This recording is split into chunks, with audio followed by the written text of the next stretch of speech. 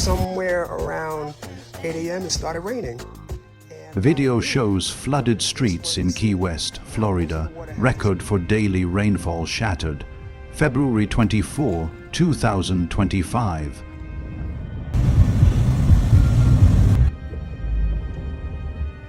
Most locations in the Keys picked up 1/3 to 1.5 inches of rain, while Key West reported totals up to nearly 9 inches.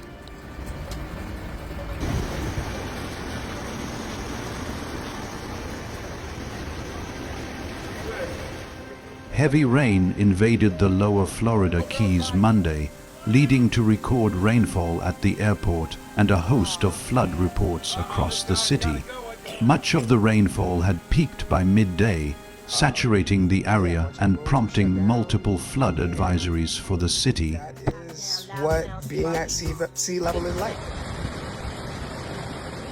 They're floating around, dude. South Florida will see the risk of severe storms and flash flooding through Monday evening. Street flooding in Key West, Fla, was caught on camera after soaking rain moved through Monday morning into the early afternoon.